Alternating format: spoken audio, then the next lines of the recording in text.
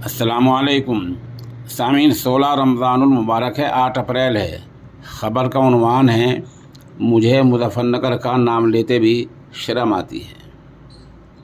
ये बयान किसी और का नहीं बल्कि मरकज़ी वज़ीर गिरिराज सिंह का है।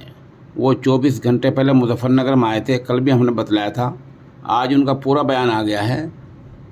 उन्होंने अपने यहाँ भाषण में कहा कि मैं ऐसे ज़िले में आया हूँ जिसका नाम भी ज़ुबान पर नहीं ले सकता हूँ। उन्होंने आगे कहा कि मुल्क आज़ाद हुए 75 साल हो गए हैं, अंग्रेज़ों को गए यहाँ से 75 साल हो गए हैं और अभी तक ये मुग़लों की निशानी बाकी है। इस शहर का नाम बदल दिया जाना चाहिए। इस तरह का इश्तियाल अंगेज़ बयान दिया है। ये बयान ऐसी हालत में दिया है जबकि 2 दिन पहले ही मरकज़ी वज़ीर दाखिला अमित शाह ने जमयत-उलमा हिंद के वफ़द को यकीन दिलाया था कि हेट स्पीच इश्तियाल अंगेज़ी अब नहीं होगी और इसके इश्तियाल अंगेज़ी करने वालों के ख़िलाफ़ कार्रवाई की जाएगी। अब देखना यह है कि जमयत-उलमा वाले इसके बारे में कोई ख़त लिखते हैं नहीं लिखते, पूरी रिपोर्ट बनाकर मरकज़ी वज़ीर दाखिला को भेजते हैं या नहीं भेजते। जमीयत का काम है कि वो ज़िला मुज़फ़्फ़रनगर में गिरिराज के ज़रिए दिए गए इश्तियाल अंगेज़ बयान के बारे में तफसीली रिपोर्ट तैयार करें और मरकज़ी वज़ीर दाखिला अमित शाह को भेजें ताकि उनके ख़िलाफ़ कार्रवाई हो सके।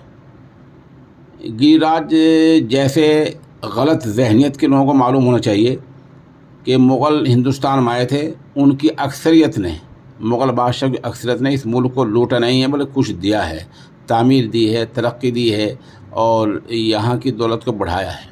जबकि अंग्रेज़ों ने 150-2 साल में मुल्क को लूटा है। अंग्रेज़ों की सैकड़ों हज़ारों निशाने इस मुल्क में मौजूद हैं। उनको मिटाने के लिए कभी गिरिराज सिंह नहीं कहते।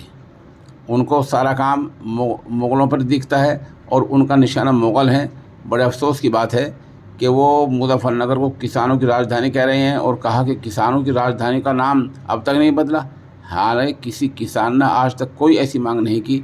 किसान सुकून से रह रहे हैं, सब लोग यहाँ मिलकर रह रहे हैं, यहाँ कोई फसाद नहीं है, कोई फितना नहीं है, लोग एक दूसरे के दुख दर्द में शरीक हो रहे हैं। लेकिन जब गिरिराज सिंह जैसे वज़ीर आकर ऐसा बयान देंगे तो कुछ लोगों की भावनाएं गलत हो सकती हैं, कुछ लोग गलत सोच सकते हैं। तो ऐसे लोगों पर कतगन लगना चाहिए, लेकिन लगाए कौन, यही एक सवाल है।